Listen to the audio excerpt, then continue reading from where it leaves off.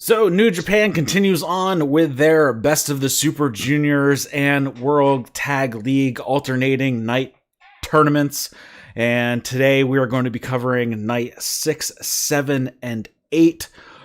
Overall, I think we're starting to get a bit better than what has happened so far. I thought night 8 was actually pretty good. And even on night 7, there was a breakout match that I did not expect to be good, but it ended up being really good.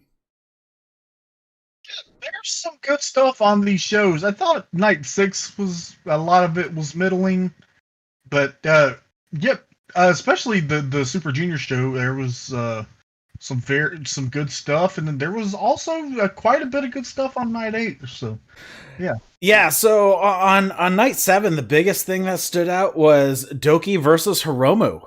That match was awesome. That was such a good match. Great. Yeah. So, man, my boy Doki. Oh, he's doing great. Yeah, so that one, wow, I was not expecting that match. And then also another good match. Robbie Eagles continues to draw out the best of everybody he's faced so far. Like, Robbie Eagles has not had a bad match with whoever he's faced. Yeah, man. Match with Bushi was quite good, and then we have 2 tag leagues and one super show. Ishimori and Uemura was like, for what it was, that match was awesome. Yeah, that was awesome. Yeah, with the young lion in there, he basically just got the crap kicked out of him for however many minutes it went, but it was good. And then on night 8, I think that's where we had some of the better stuff. Jeff Cobb and Khan versus Zack Sabre Jr. and Taichi, I thought was a fun match. And then same Shingo and Sanada versus Yoshi-Hashi and Hirooki Goto. Again, I thought was a pretty good match coming out of that as well. Shingo and Sanada versus Goto and Yoshi-Hashi, I think, is definitely the best match of the tag league so far. Yeah. I will have to go with that. That match was awesome, and I love both of those teams. All right, so let's introduce it here. Thanks, everybody, for tuning into That's Wrestling. If you have any comments, questions, feedback, you can send those to Eric at that'swrestling.com. We cover New Japan and AEW here.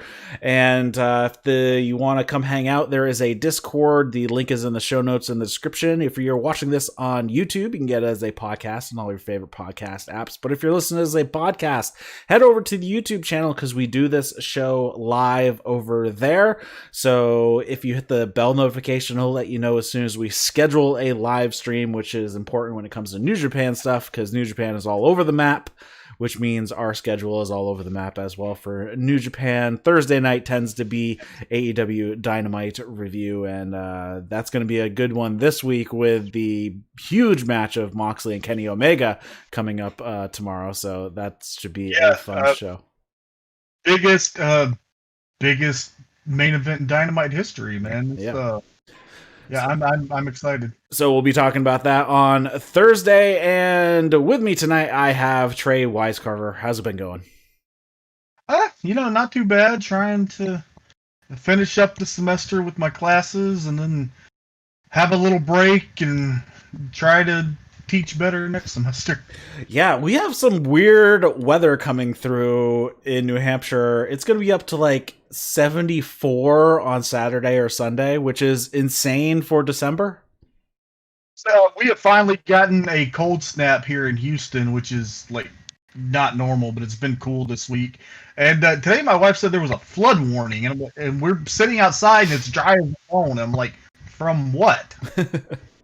Yeah, we had actually a ton of rain yesterday, and I have a tiny little stream that runs by the edge of our property, and it's probably about, 300 feet from the house, and you could hear it rushing like it was a 20-foot waterfall just crashing through it, and usually we cannot hear it, so a lot of rain yesterday, but all right. So let's get into these shows here. We are going to start off with Night 6. That is November 22nd, 2020. Lots of 20s here. In Nagano. I don't think I've ever seen never seen a show from there. Okay. Nagano. They start off the show with a match that we've seen quite a few times. This is Satoshi Kojima teaming up with Tomoaki Honma versus Yuji Nagata versus a Young Lion. This case, it was Yota Tsuji. It was good. Kojima kills Yota Tsuji with a lariat, gets the win. Oh, my line. That's basically how it goes every single match. Match, and Kojima killed the Young Lion with a lariat for the pin. Yep. So we have tag league action for this night here on night 6, and we start off the night with Shingo Takagi and Sanada versus Chase Owens and Bad Luck Fale. Chase and Fale attack before the bell. They get the heat on Sanada for quite some time. And then they actually get the heat on Shingo for a while, and then back to Sanada. So, like, every time they got tags out, they couldn't make anything work. Bullet Club takes a lot of this match here, and Shingo and Sanada start to make a comeback when Fale gets run into Chase, and he gets sent out of the ring, and Shingo holds up Fale on the outside, and Sanada gets the pin on Chase with the O'Connor Bridge. Yeah, so the story here is that Fale and Owens came into this 0-3, and it's starting to affect them mentally. A lot of this was Chase and Sanada. It was very good. I like the part where Chase was trying to do the Paradise Lock and couldn't figure it out, and Milano Collection AP stood up at the announce table and was trying to like hold his leg and show him. Yeah, and then he ends up getting put in one for good measure. Shingo made an awesome hot tag. Loving the Sanada and Shingo team more and more. Match, we're going to do a 4-way. Owens got hit by a friendly fire clothesline from Fale and then fell to the O'Connor roll shortly after and was upset. And I wrote here, this is going somewhere because this isn't WWE where they just do stuff just to do it. And it was going somewhere. Yeah, I mean, we're continuing to have the strife within Bullet Club anyway, so any more contention that we can build inside of Bullet Club going into 2021 and out of Wrestle Kingdom, I think we're going to have a big explosion of Bullet Club. Yeah, but this was fun. What's up? It's a little bit of an aside, but I just keep thinking about, like, the last Evil Naito match with Jay White, like, tried to help Evil win, and he still fucking lost. It just made Evil look like such a freaking dork, man. I still breathe with the switchblade. Next up, we had Hiroshi Tanahashi and Toa Henare versus Yoshi-Hashi and Hirooki Goto. Again, I thought this was a solid, good match. Henare was in pretty much most of the match here. Goto and Yoshi-Hashi worked together well, keeping Henare isolated for a vast majority of it. Tanahashi gets in a bit of a comeback, but once Henare is back in, everyone fights. We got a 4-way for a little bit, and then Yoshi-Hashi hits a dragon screw on Tanahashi while Goto was holding him to basically take him out of the match, and they hit the GYR on Henare to get the win. So, yeah, a little bit of a heel-ish tactic going after the bum knee of Tanahashi, but, you know, that's how it goes when you are trying to win a tournament. Yeah, I wrote here that wasn't sporting, but according to when Kevin brought it up on the Night 8, he said Tanahashi wasn't mad about it, which is just, you know, the nature of the beast. Henare, so good in this match. Man, he's having a great tournament. He is having a great tournament, even though he's getting pinned at every match. But yeah, he's still looking good, even in defeat, and just taking all, you know, they can throw him around and he can bump all day while Tanahashi can kind of take it easy a little bit. No, Tanahashi's still doing his normal stuff, but he's just not putting in nearly as much ring time as Henare is, which is probably a good thing at this point. Next up, we have Toru Yano and Tomohiro Ishii versus Yujiro, Takahashi, and Evil. Lots of shenanigans in this match. I think 3 of the 4 corner pads were removed either by Yano or by Dick Togo, or Yujiro or Evil. I don't know who undid all of them. On the outside, Yano gets run into the barricade by Evil. Evil pulls the ref so Togo can get in a few shots of his own on Yano. And then they continue to get the heat on Yano for a while. Ichii gets a tag. Yujiro ends up raking the eyes. Ichii fights back, takes out Evil and Yujiro. Yujiro ends up running into Evil in the corner when Ichii moved out of the way. Evil gets a tag in, so he's eventually the legal man. Ichii has to fend off Togo as well, and he pushes Evil into Togo, and then Yano comes in and sends Evil into the exposed turnbuckle. Yujiro and Evil start to double team Yano, so Ichii joins the party as well. And then Togo comes in with the garrote. Yano kicks Togo in the nuts. And then Ichii comes in and hits Evil with a lariat. And Yano rolls him up. And then we have the typical low blow from Evil. Everything is evil and it's over again. Didn't like this. Tired of this shit. Felt bad for Ishii for trying to have to carry this shit. Bullet Club cheating versus Yano cheating. Yeah. Exposed turnbuckles, Dick Togo bullshit, low blow, just the same shit as always. Yeah, this is getting very, very old. It's like, you guys got to get a little bit more creative here to get. We need something different. It's just the same thing every single match, and it's super old. I was done with it in the G1, and then they've just kept beating it to death. Yeah, I was done with it before the G1 started. I'm like, I can't take this anymore. After seeing Naito and Evil fight like 3 times, it's like, I'm done with Evil in general at this point. Next up, we had Great O'Khan and Jeff Cobb versus Juice Robinson and David Finlay. Juice and Finn work the tags in and out quite often. They Then Khan gets hit with a double axe handle, which I got a little chuckle because they did the Khan scream when they hit the double axe handle, which was hilarious. They work on Cobb for a bit. Cobb gets a tag out to Khan, and he and Khan start to get the heat on Finlay for a while. Juice gets a tag, takes out the entire Empire, and top rope cross body on Cobb for 2. Khan and Cobb turn it around, get the heat on Juice once again. Finlay gets a hot tag, takes out the Empire again. And both guys hit running uppercuts in the corner. They cut off the comeback. Khan and Cobb hit gut wrench suplexes on Finlay. Basically, they just keep trying to one up each other on who can do the best gut wrench suplex. That's kind of been a running theme throughout this tournament.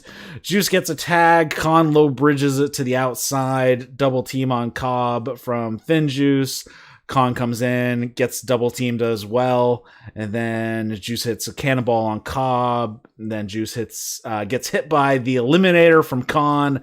Finlay hits a stunner on Khan, and he avoids Tour of the Island, hits a DDT. Finlay goes for a slice bread, but Khan basically just stops it mid-air, turns it into Tour of the Islands, and Cobb gets the victory. So Jeff Cobb and Great O'Khan pick up their 2 points here.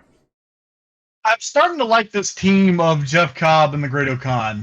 This is probably the best thing you could possibly be doing with the Great O'Khan, and they've been gelling as a team. And man, they had a great babyface team here to work with, so this was very good. The point where Finn Juice were double teaming Cobb, and then O'Khan came back in and hit the Eliminator on Juice. Finlay didn't see it because he was looking the other way, and we didn't see it because the camera cut away from it. That was some WWE level camera work. But yeah, they did another Zabada, and then Cobb beat Finlay with the Tour of the Islands. This was good. Yeah, this was a fun match. Cobb is just being amazing. He's had such a good year coming into New Japan, starting in the G1. I have named this team the Great O'Cobb. There you go. That's a pretty funny one. We'll see if that one sticks, but yeah. Next up, if I tweet Kevin Kelly, I bet he'll say it on the air. all right, let's see if happens. Next up, we have the Gorillas of Destiny and versus Zack Sabre Jr. and Taichi, the current tag champions. God attacks Taichi when he gets in the ring, since Zack wasn't even out there yet. He was like being late to the party here. They brawl on the outside. They all fight up to the entrance stage. They're in a building that has like a legit theater stage, so they're fighting up there. They tease a bunch of different spots on the stage, but none of them come to pass. They eventually get back into the ring, and then they promptly fight back to the stage once again. Zack and Taichi put on submissions on God up on the stage, and they let them go at 13 of the 20 count, and they run back, forcing the Gorillas of Destiny to run back to the ring as well to make the 20 count at 19. And then the bullshit again with the ref doing a 5 count, but stopping on 4, even though the infraction was not stopped while they're choking and standing on somebody's face. This happens like a couple times throughout in this match. Zack puts on a rear naked choke on Tanga Loa, who backs into the ropes, and Jado hits Zack in the back with a kendo stick. Tama Tonga gets a tag and starts to work on Zack Sabre Jr.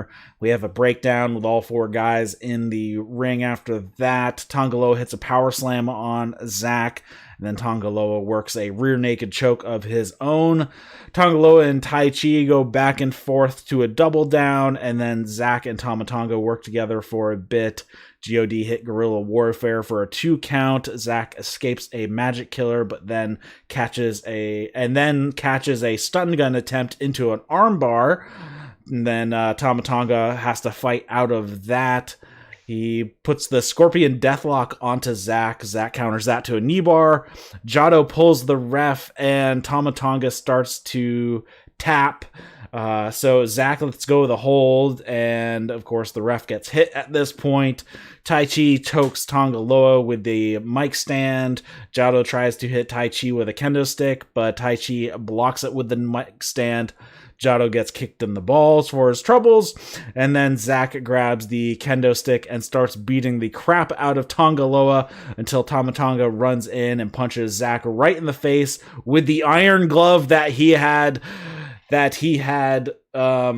exercised from the pouch laying in the corner that Taichi had, and they get the pin. Yota Tsuji, I noticed, had to give Zack a piggyback ride to the back after the match because he was just knocked out. I thought it was pretty funny. Yeah. I hate like walking brawls, so they just did it for like ever, like on and on and on. And by the time they finally got into the ring to have a match, I had just checked out. And then when I kind of checked back in, there was all the bullshit with the ref bump and Jado and the kendo stick and Taichi's mic stand. But I did like Tonga coming up with the iron glove, and it makes me like, why? Taichi didn't use that the entire G1, did he? And no, but he did use it in the New Japan Cup. Yeah. But I just felt like this would have worked better if Taichi had used it like more recently. Well, like where did that come from? Well, that's why I think it kind of worked, is because we haven't seen it for a while, but now it's the opponent who actually ends up using it instead of Taichi. Right. Well, it would be great if we hadn't seen it for a while and Taichi used it, like during the New Japan Cup. But yeah, I don't know. I like both of these teams, but they just did the style of match that wasn't it for me. Yeah, that's all right. But yeah, so they end up the night here with God sitting at 6 points, Taichi and Zack Sabre Jr. at 4 points, which is probably disappointing for them being the current tag champions. Cobb and Khan at 6 points, Finn Juice at 4, Evil and Takahashi at 6, Yano and Ishii at 4, Henare and Tanahashi at 0 points at the end of this night. Yoshi-Hashi and Goto at 4, and Sanada Shingo with 6 points and 0 for Fale and Owens. So that is where we sit after night 6 for the World Tag League. So that's night 4 of competition, I believe, right? I think that works out. Don't ask me. Next up, we have night 7, November 23rd, 2020, and Gunma. And we have, again, Satoshi Kojima and Tomoaki Honma versus Gabriel Kidd and Yuji Nagata. You want to cover this one? They had a good little tag match, and then Kojima killed the young lion with a lariat for the pin. All right. So we have Best of the Super Juniors tournament play tonight. So it starts off with Taiji Ishimori curtain jerking it as the champion, no less, versus Yuya Uemura. And this was actually a really good showing here from Uemura, even though he basically got the crap beat out of him for quite some time. He makes a very short comeback with a stiff drop kick to the chest in the corner, but then Uemura actually got on a tight armbar. Ishimori has to scramble to the ropes, and then Ishimori finishes up submitting Uemura with the yes lock. This match was great. So the main point, Uemura is 0-3 against Ishimori. Obviously, he's a young lion. The average match time was like 8 minutes. So the longest that he had lasted with Taiji Ishimori was 8 minutes and 13 seconds. So the story that Kevin Kelly was kind of saying was, can Uemura last longer? And he did. He got a new high score, 10 minutes and 37 seconds. But I realize that he has been wearing this thing for a while now, but why is Ishimori dressed like Super Shredder? I don't know. There's a lot of people wearing a lot of different masks that I'm not sure why they're wearing them. But yeah, this match was awesome, and Yuya Uemura is great. Well, he is a bone soldier, so I guess wearing some kind of weird skull mask kind of makes sense, I guess. Anyways, moving on to Robbie Eagles versus Bushi. This was a really good match. Robbie Eagles, like I said, has had good matches throughout this tournament so far. Bushi tries to attack before the bell, but Robbie Eagles hits him with a drop kick, and but Bushi ends up taking it to Eagles right away after that. Anyways, Eagles makes a comeback with some strikes, hits a drop kick to the knee. Bushi rakes the eye to escape a turbo backpack, but Eagles manages to come back with some strikes. Bushi avoids a sliced bread. Eagles hits the turbo backpack at this point. Bushi comes back with a backstabber. Eagles avoids a few kicks, locks on the Ron Miller special. Bushi fights out of it, and then Bushi ends up hitting an anti-air drop kick that looked devastating when Robbie Eagles was coming off for a springboard something. And then Bushi hits a destroyer for a 2 count, and then hits the MX and gets the pin. Good match. Only thing to note here is that Bushi played kind of a subtle heel, which, made sense because Robbie Eagles is such an awesome babyface. That's pretty good, man. Robbie Eagles ain't having no bad matches in this tournament, man. He's killing it. Which is kind of funny how they play that, because Robbie Eagles has played a bit of a light heel in a few matches, just being a little bit full of himself, I think, was kind of some of the things that he did. And also the one spot, I forget who it was against, but he was punching them with closed fists and then playing it off to the ref, pointing to his forearm to be like, no, it was a forearm. It was a forearm. But, I was to a podcast today, and Lance Storm said, and I thought this was a great observation, so I wrote it down. Babyface is who you are as a person, and your personal traits and the role in the match all depends on the story. Yeah. Next up, we had what I thought was an excellent match, and I was not expecting it to be. I was expecting it to be at least good, because Hiromu Takahashi is in it, but this was versus Doki.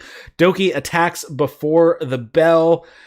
Hiromu misses his shotgun drop kick off the apron, so he goes splat on the floor. And then Doki hits a dive and then goes up to the top rope, and then from the top rope hits like I don't even know what it was supposed to be. Basically a West Coast pop off the top rope, but he basically barely got any of Hiromu and landed ass first on the bare floor.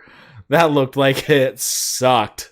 I think that was the goal, because later when Hiromu actually hit the dive, like, he still just did a drop kick and landed full on his back. So I've seen him do that before too. So I think, and the story here, it's every Doki program. Doki hates everyone who went on an excursion to Mexico and came back to Japan and got a push because he only got brought back as a job guy. And apparently Doki thinks Hiromu stole his moves because Doki invented the actively trying to paralyze yourself style. Yeah, but Three dives in the first minute, and Hiromu got the worst of all of them, including the one that he delivered. Yeah, I'm talking about the Doki move that he was coming off the top rope to the floor, where he went for like the West Coast pop, and he barely got any of Hiromu, and he landed right on the bare floor. Yes, I thought it was just terrible looking drop kicks. Yeah. It looked like more like a West Coast pop. That was kind of looking like. And then they continue on. Doki gets the heat on Hiromu for quite a while. Hiromu gets Doki to the outside, and then he does hit his shotgun dropkick off the apron. Hiromu goes for a pop-up powerbomb. Doki reverses that into an Italian stretch. Hiromu comes back with an overhead throw into the corner. They go back and forth. Hiromu hits a vertical face buster. They go back and forth some more. Doki hits a crazy backpack reach around neck breaker thingy. I don't even know what to call it, for a very close 2 count. And then Hiromu hits a huge lariat for a 2 count, and then he hits time bomb and gets the 3 count. This is probably the best Doki match I've seen. Yeah. Hiromu's facials are amazing. Okay, there's a point where Doki got the Italian stretch and Hiromu was selling it, and then another point where Doki hit him with a rolling elbow and Hiromu just melted and had this amazing look on his face, like he got knocked absolutely goofy. So I really hope it wasn't because he got knocked absolutely goofy. But yeah, Doki was competitive and they had a good match, but like the other Doki matches, the outcome was never in doubt, except that I don't know what to call it either. I wrote a more devastating looking version of one of his signature moves, because he does, like, there's a move that he does that's kind of like that, but a different drop. But this move out of nowhere, and they cut that near fall so close that for half a second I thought Doki was going to beat Hiromu. But he kicked out and made a comeback and won with the time bomb, and yeah, this was great. Yeah, this is like so basically it's, what do you want to call it? Usually it's like the chin buster or whatever that like Jeff Hardy does, but this is like they're facing the other direction and they're holding like the back of their neck against the top of their own head. It's just that's how he usually does it, but this one he kind of twisted it around and kind of like reached back and like hooked him over. Very, very interesting move, and probably needs a name because I have no idea what to call it. Still watch this match. You'll know the spot. All right. You know the spot. Then we have Sho versus Ryusuke Taguchi, and they start off with a lockup and some mat wrestling. They move on to a bit of comedy. Taguchi basically gets dizzied, and Taguchi starts to work on Sho's ankle. Taguchi wraps around the ring post and kind of flexes on it. They fight on the outside. Sho gets in a bunch of forearms, smashes Taguchi's face into the apron.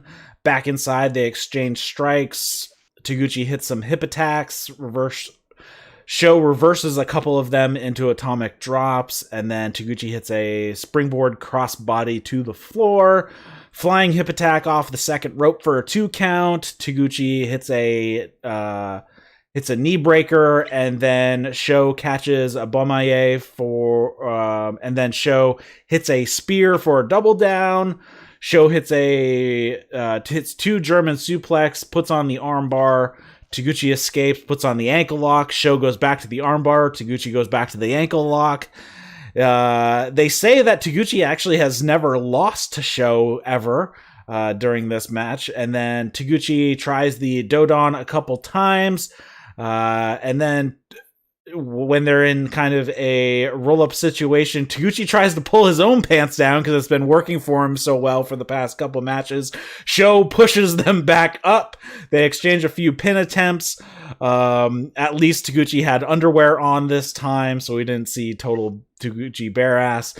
And Sho hits a straight jacket pile driver for 2, and then hits shock arrow, and Sho gets the win for the first time in his career over Taguchi. Yeah, Taguchi slipping more and more into comedy mode as the tournament goes on, but like this was mostly serious and quite good. And yeah, I was glad that he wore underwear tonight. Sho doing the cross arm pile driver, like I always think he's going for shock arrow, and then he hits that pile driver and then does shock arrow, and it irritates me a little that the setup to those moves are so similar and they go one right after another. Yeah, it's 2 pile drivers in a row, basically. Yeah, they're both cool. I think the cross-arm pile driver looks cooler, and he should do that. Yeah, because the shock arrow basically just looks like a package pile driver, and the straight jacket pile driver, I think, looks more devastating. I think it looks cooler. Call it the arrowhead. The arrow, yeah, you can go with that. Yeah, so then we move on. Who thought this was a good idea to make the main event? Master Wato versus El Desperado? Okay, what I was wondering, was this Master Wato's hometown or something? Is he from Gunma? I wondered that. I'm gonna see where Kawato was from real quick, because I didn't understand that either. Okay, so he's from Osaka, so no, I don't know. So yeah, no idea who thought this was a good idea to put on at the end, especially when you already had Hiromu and Doki. Hiromu and Doki should have been the final match of the evening. Hell, I would have even taken Sho versus Taguchi as the last match of the evening. And Desperado is from Nagaoka, so it wasn't his hometown either. So I don't know. So Desperado knocks Tenzan off the apron while he's talking to Wato right at the beginning of the match. Wato drops him with a kick, and then they fight on the outside. Wato gets sent into the barricade, and Desperado wraps his leg into the ring post while Tenzan is arguing with the ref and distracting the ref like a stupid babyface move. Desperado grabs the ring bell hammer and hits Wato with it a couple times in the head. Wato starts to make a comeback, hits a corkscrew dive, and then back in the ring, back and forth a little bit. Desperado gets on the numero dos. Wato gets to the ropes. Desperado keeps attacking the knee. Wato misses his corkscrew move off the top rope, and he eats a spear from Desperado. And then I've wrote this down phonetically, but I think I might the Katara de la Angel for 2 count, and then Wato backdrops out of a pinche loco. Desperado pushes the ref, hits a low blow, and then punches Wato in the face with a closed fist, and then Desperado goes for pinche loco, but Wato reverses it and does basically like a wraparound flying head scissors into a roll-up and gets the pin. So Master Wato finishes out this night with a victory. A head scissors into a schoolboy. I don't think I've ever seen that before. And then Desperado tried to jump on Wato after the match, and Tenzan came in and ran him off with a Mongolian chop. And I hope Great Khan was watching. You don't need to scream to do a Mongolian chop. Right? But man, I thought this match was good, and I was happy, because you know what? If Master Wato can win the main event New Japan singles match, I can finish my dissertation and do any other damn thing I set my mind to. Right? Master Wato. So, no, it wasn't the worst match in the world, but when it started to come up and I realized this was the main event, I'm like, that's kind of strange, but it wasn't a total bust. It should not have been the main event, but It definitely wasn't anything wrong with it. No. And then we move on to night 8, back to the World Tag League tournament. This was November 24th, 2020 in Fukushima. And again, we have Tomoaki Honma and Satoshi Kojima versus Yuji Nagata. And this time the young lion is Yota Tsuji. Take it away. You know what happened. Kojima killed Tsuji, and that was it. Chase Owens and Bad Luck Fale versus Juice Robinson and David Finlay to start off the tag league matches. Chase and Fale attack while Juice is still taking off his entrance attire. David fights with Chase on the outside, and Juice and Fale fight back into the ring. Juice gives Fale some jabs, and then Juice and Finlay hit a double drop kicks on both Chase and then Fale. Juice and Finlay work over Chase with some quick tags in and out. And Fale and Chase finally get control for a bit, work on both guys on the outside. Chase and Fale start to get the heat on Juice until an accidental super kick from Chase to Fale. Finlay gets the hot tag and he hits a drop kick on Fale. He sends Chase to the outside, hits an over-the-top rope cross body to Chase on the floor. Chase makes a comeback all of his own, basically on his own, and tags in Fale. They work some double team moves on Juice.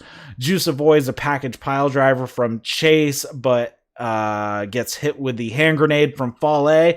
A few shots on Finlay, and then Chase and Fale hit what they are calling the grenade launcher, which is a grenade German suplex combo, and get the victory. So they pick up their first 2 points finally, and this actually makes it that Juice and Finlay have lost more matches this tournament than they did last tournament, and we're only on night 8, and this is really only the 5th night of action for them, I think. Yeah, they're probably not going to win again. So Gino was saying that there had been a Bullet Club Zoom call and there was a plan, there was something coming. And see, I like this because assuming that they're going to lose their first several, they're going to go from here and win more, they found the secret to win. They came up with their new move, which I think that the Impact, I don't know if it would have been greater or worse if Fale had not just hit a hand grenade on Juice that looked horrible. Like, that move usually looks bad, and I wish he would never do it again. But this double team version is actually a cool move. And yeah, the grenade launcher, great name. Yeah. Yeah, I think it's a good name, and I think it definitely is an improvement over just the grenade. The grenade is always kind of it doesn't look that great. Yeah. Next up, we move on to Henare. So, was it Henare? Yeah. Toa Henare and Hiroshi Tanahashi versus Evil and Yujiro Takahashi with Dick Togo at ringside, of course. Evil squares up with Tanahashi, and Tanahashi turns his back to the opposing corner, and that's when Yujiro comes in from behind and attacks. Tanahashi fights them off, hits a double flying head scissors to both of them at the same time. Henare and Tanahashi work a double crab that I kind of want to call this a wishbone crab. Makes sense. I think that would be a great name for it. Evil sends both Henare and Tanahashi into an exposed turnbuckle that I believe it was Dick Togo who undid, but it could have been Takahashi. I'm not sure. Takahashi pulled it out of the way, but I'm not sure who actually undid it. Yujiro beats on Henare on the outside. Togo gets in a few shots as well. More Togo interference. Yujiro gets tagged in. He becomes the legal man, and they continue to get the heat on Henare. Henare gets tossed in the exposed turnbuckle once again. A bunch of illegal activity from Bullet Club. Tanahashi gets a hot tag, takes out everyone, including Togo, with knocking him off the apron and then hitting a baseball slide drop kick. Somersault senton to Evil for a 2 count. Togo then dragon screws Tanahashi on the outside when he had flipped over the top rope and was holding on to the top rope behind the ref's back. Then Evil puts on the Scorpion Deathlock. Henare is being held up by Yujiro, but he manages to break free and break up the submission attempt. Evil gets tripped by Henare when he's hitting the ropes, so all is fair. Tanahashi hits a twist and shout on Yujiro, gets a tag to Henare. Henare hits a huge flying shoulder tackle to Yujiro, Samoan drop for 2 count. Hits a wheel kick to Yujiro, and then Togo grabs says, I don't know what I meant to write here. It says Togo grabs Hanare's ref. I think that is totally wrong. Leg. He grabbed his leg so he couldn't get out of the corner. And Yujiro and Evil get some shots in on Henare. Yujiro hits an Olympic slam for a 2 count. Yujiro grabs his cane and decks Henare in the head with it. Tanahashi saves Henare from a pimp juice attempt, hits a dragon screw on everybody, sling blade leg sweep combo from Henare and Tanahashi, and then Henare hits a rampage tackle. Tanahashi does a crossbody to the floor on Togo and Evil, and then Henare hits what they are calling the Toa bottom, which is a rock bottom, and they get the victory and get their first 2 points of the tournament. And our ace is on the board. You love to see it. I love Evil's music. It's so awesome, and I still cringe every time I hear it because I know I'm about to watch the same damn match again. Yeah. But I will say Henare was really good in this match, and he and Yujiro actually worked extremely well together. Maybe it's that I don't know, the dojo connection, but man, they just did good shit together. Let's see. I'm trying to just look up. Oh, I wasn't sure if there was some sort of connection between Henare and the Anawai family or not. There is not. There might be way back, but nothing current. Just curious. Maybe he's from the Samoa Joe branch of the Samoan dynasty. Right. But yeah, I thought this was a good match. Henare looked good, and finally somebody beat Evil and Yujiro, and we didn't have to see the same stupid finish over again, even though we did see all the shenanigans from the Bullet Club team. Yeah, man, Henare's just been so good in this tournament, and it's a shame that he's lost so much, but hoping, man, 2021 is going to be about time for him to do something, and he better get into the G1 next year. Yeah, I want to see him in the G1 next year. I want to see him, and I want to see David Finlay. Yes. And there was somebody else we were talking about who we need to see in the G1. There's probably somebody from AEW, though. Next up, Gorillas of Destiny versus Toru Yano and Tomohiro Ishii. Starts off like a typical Toru Yano match. Yano gets one of the turnbuckles undone. He gets cut off by God, and they start to get the heat on Yano. Ishii gets a hot tag, but basically ends up going nowhere. It ends up being quite a battle, and Ishii does not come out on the right side of things. Ishii hits a desperation suplex to get a tag out to Yano. Yano hits a couple of atomic drops on both Tama Tonga and Tonga Loa. Still didn't really help. God ends up hitting some double team. Ishii saves Yano from a magic killer, but ends up getting a magic killer of his own. God blocks Yano's low blow attempts, hits guerrilla warfare on Yano for a 2 count. Jado creates a distraction, tosses a kendo stick into Tama Tonga, but Yano ducks and Tonga Loa got hit with the kendo stick, and then Yano hits a low blow, rolls up Tonga Loa, and gets the pin.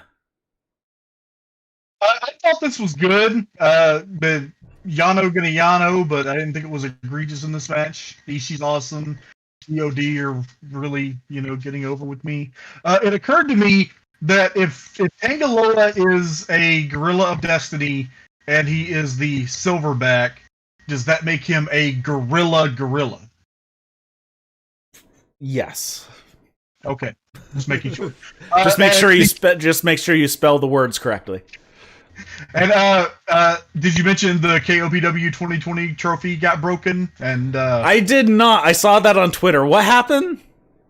I don't know. They found it. I don't know what happened. They found it after the match, and it was like broken in 2 pieces. And I just said, I hope they throw the pieces in the trash and forget it ever happened.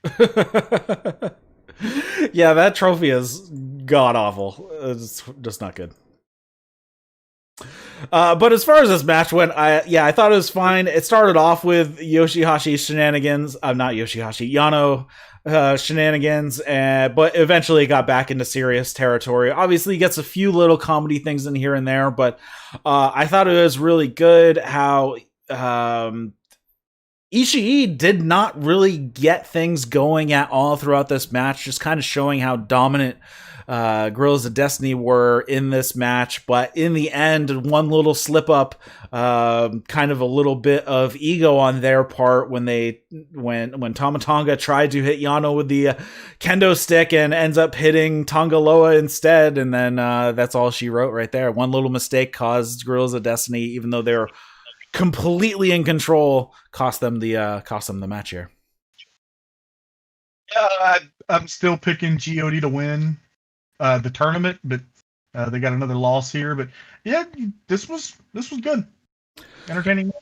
Yano being afraid of the Gorillas of Destiny was entertaining. I enjoyed that. Next up, we have Jeff Cobb and Great Okan versus Zack Sabre Jr. and Taichi, the current tag champions. Khan and Cobb attack right when Taichi signals to cut off his music. Oh, did you catch Kevin Kelly on the previous on night 6 talking about how the music kept going even after Taichi was attacked and he kept singing? I think that Taichi lip syncs. I didn't notice that. I was more enjoying the Zack sprinting to the ring trying to. Yeah, the music was still that part of it. Yeah, the music was still going, and the singing kept going, even though he was getting the crap beat out of him. So Kevin Kelly made a comment on that. Oh, I don't think he sings. I think he's lip syncing. Anyways, all 4 guys brawl on the outside. Taichi gets tossed into the barricade. Cobb and Zack Sabre Jr. make their way into the ring. Cobb tosses Zack Sabre Jr. around a little bit until ZSJ ends up becoming cling wrap for a little bit. He tries to get on whatever holds he possibly can. Cobb and Khan get the... I don't know what I wrote here either. I type dyslexically sometimes. The heat. That's supposed to be say heat, not head. They get the heat on Zack Sabre Jr. with quick tags in and out. Finally, Zack hits a swinging DDT, which was actually really cool. He was actually running towards the corner, and then he kind of ran up the corner pad and then kind of turned around midair and then hit that swinging DDT. I thought that was pretty cool.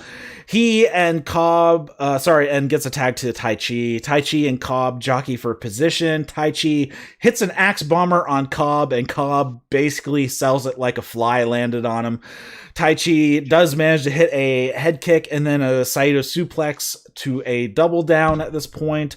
Cobb blocks a kick and hits a spin cycle on Taichi and gets the tag out to Khan. Khan throws some hard knees into Taichi, hits a Mongolian chop. Taichi hits an axe bomber. He gets a tag out to Zack Sabre Jr. Cobb comes in without a tag, and he and Khan start to work over Zack, one-upping each other with, I can do a better gut-wrench suplex than you can.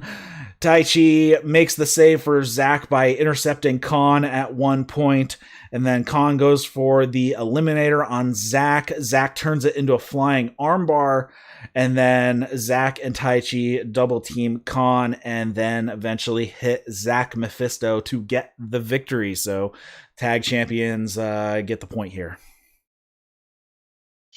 So this was interesting because it was two heel teams, but because the Empire or the hotter heels, we got babyface tag team Zack and Taichi, and it was fun. I love fighting spirit Taichi, man. Need more of that. That was good stuff. I liked this match. Zack got thrown around a lot. That's one thing. Zack's style, like, he takes very few bumps. This is like, he took more bumps in this match than he took in the entire G1. That's the thing is that Zack, like, he's just a natural white meat baby face, in terms of working, like, and Taichi firing up, man. When Taichi is on, man, Taichi is pretty good. There was a lot of chatter going on throughout this match. I wish I could speak Japanese because I have no idea what they were yelling at each other. And I think at one point, Zack was mocking Khan when Khan had him up in some hold, and Khan would say something, and Zack would just repeat it back to him. Like, they went back and forth saying the same thing. I think it was just like one word because it was like 2 syllables at best. They're just like back and forth to each other like 6 times. It was hilarious. Yeah, I didn't even catch that. But I can't speak Japanese, so I don't know what they were saying. I'm assuming Zack can speak decent Japanese at this point because he's basically been living there for a couple years at this time. But yeah, we have the tag champions getting their point here. And then we move on to the final match of the evening. And this is Yoshi-Hashi and Hirooki Goto versus Shingo Takagi and Sanada. 2 really good teams, of course. All 4 of these guys have been having a great year so far. All 4 of them had excellent G1s. So I was looking forward to seeing how this match went down, and this match was very good. Goto and Shingo started off with some back and forth. Goto comes out on the positive side of the ledger on this one. Yoshi-Hashi gets tagged in and maintains control over Shingo for a bit as well, until Shingo starts to make a bit of a comeback on the outside. He sends Yoshi-Hashi into the barricade, and then from that point on, they start to get the heat on Yoshi-Hashi for a good amount of time, with Sanada and Shingo tagging in and out a couple times. Yoshi-Hashi finally hits a suplex, but he cannot make it to Goto before Shingo gets the tag and cuts him off. But then Yoshi-Hashi comes back and hits a headhunter and gets the tag to Goto. Goto hits a massive clothesline that just about took Shingo's head off, and then hits a spinning head kick in the corner, running bulldog for a 2 count. Shingo and Goto start to go tit for tat for a while, just going back and forth, back and forth. I hit a move, you hit a move, I hit a move, you hit a move. They have some double team on from Sanada and Shingo onto Goto, and then they hit a drop kick leg sweep combo for a 2 count. Sanada goes for a moonsault into a skull end. Goto catches him and hits this neck breaker across his knee, and then Yoshi-Hashi comes in and hits 4 or 5 moves on Sanada, ending with a hang up running drop kick for a 2 count. Goto comes in, they do a Yoshi-Hashi hits a super kick, and then they hit a it is actually a super kick Yushi-Giroshi combo from the 2 of them for a 2 count. Double team neck breaker on Shingo. They hit a reverse GYR on Sanada. He kicks out at 2. Everyone then kind of breaks down, gets in the ring. We have a 4-way for a bit. Everybody gets their stuff in, back and forth.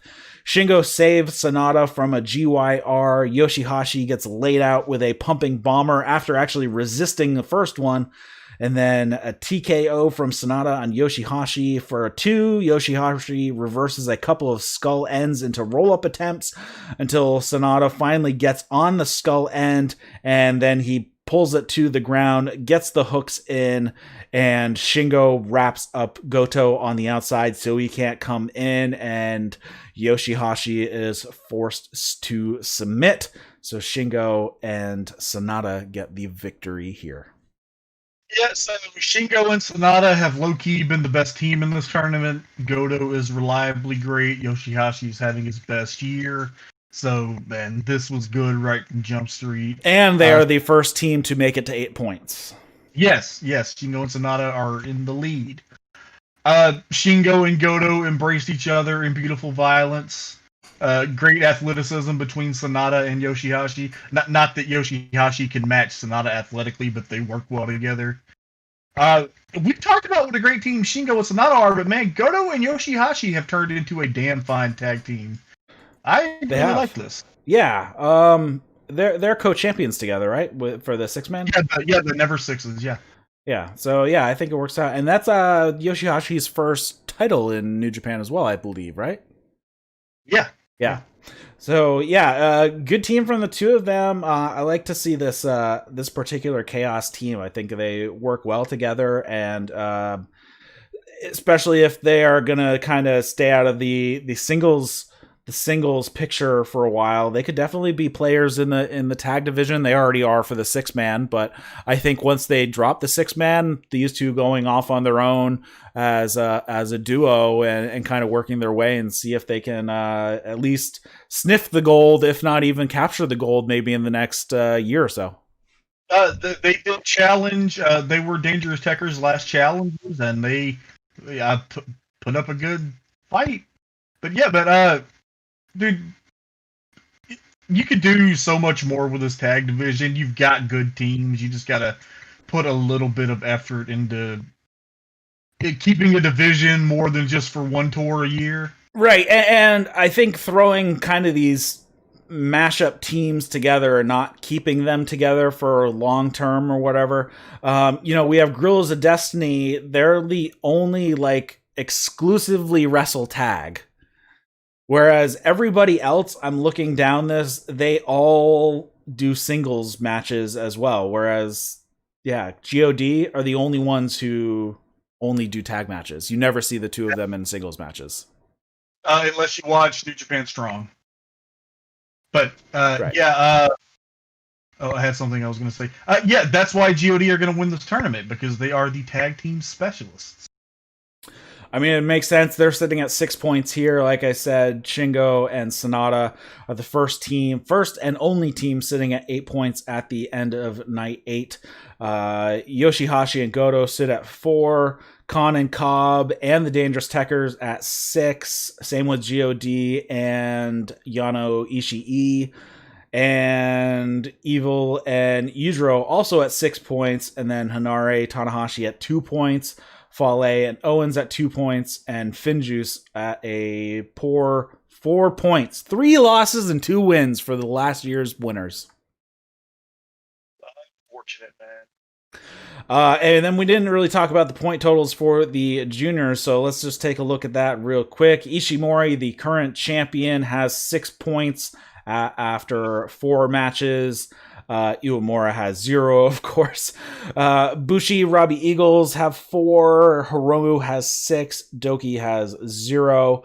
Sho has 6 as well. Master Wado's with 6. Desperado with 4. And Taguchi with 4. So, decent amount of people sitting at 6. What is that? 8 at 6, and then not 8 at 6. 4 at 6, and 4 at 4, and then 2 at 0. So.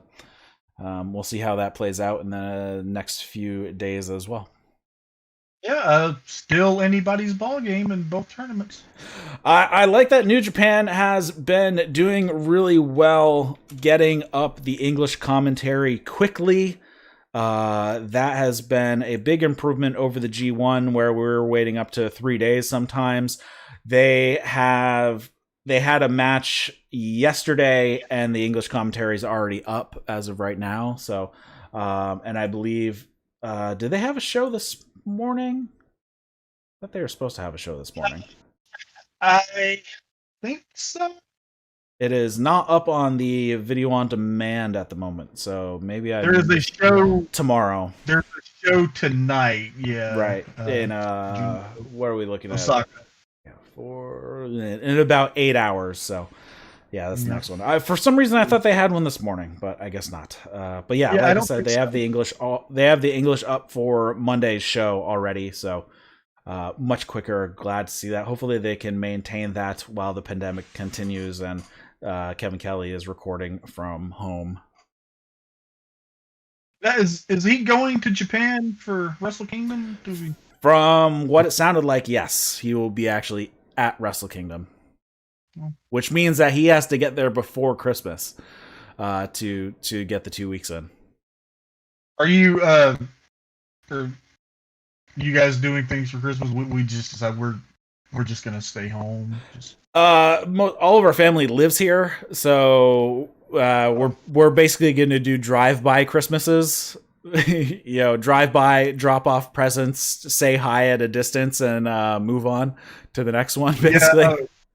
Yeah, my wife and I are both the only ones in the family that moved away from the hometown, so far away from both of our families, and our families are, a few hours apart anyway. But yeah, it just we went to the only time we've been home this year. We went in August, but that was because we thought that Houston was about to get hit by 2 hurricanes, and right, hurricanes trump the pandemic to me.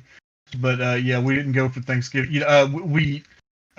We always stay with my wife's sister and husband, and her husband is immunocompromised, and it's just just not going to work. Yeah, it's going to be a rough one. Hopefully, next year we'll be all vaccinated up, and everybody will be good to rock and roll at that point. Yeah. Just get through the rest of this year, man. It's almost over. Yeah. So anything you want to cover before we wrap it up this evening? Nah, I don't guess. We've got a big Dynamite tomorrow. Somebody will be here to do that with you. I always offer, but then he says, well, let me make sure nobody else can possibly do it first. So I don't know if I'll be here or not. Well, somebody will be here. Somebody will be here to review Box and Omega. Yes. Should be a good one. As far as New Japan goes, we're running? How many shows are out since this one? 4? Okay. Yeah. So we got to get some watching done. Maybe we can come back on Friday evening with some New Japan stuff if we get a couple more days under our belts. So we will talk about that. Yeah, Friday I think will be doable, at least for a couple. So, be sure to follow the YouTube channel, and that will let you know when we're going live with that. So, good to check out there. So, if you are listening as a podcast, head over to the YouTube channel. If you are watching this on YouTube, you can grab this as a podcast on all your favorite podcast apps, or head to that'swrestling.com. You can snag the RSS feed over there. Comments, question, feedback, you can send those to Eric at that'swrestling.com. Also, leave a review on your podcast app of choice. It really helps out in the search results. And there is Discord if you want to come hang out with us there. The link is in the show notes and the description. And you can follow us on Twitter at That's Wrestling One, and you can follow Trae at Wrestling Clio, CLIO, right? Yep.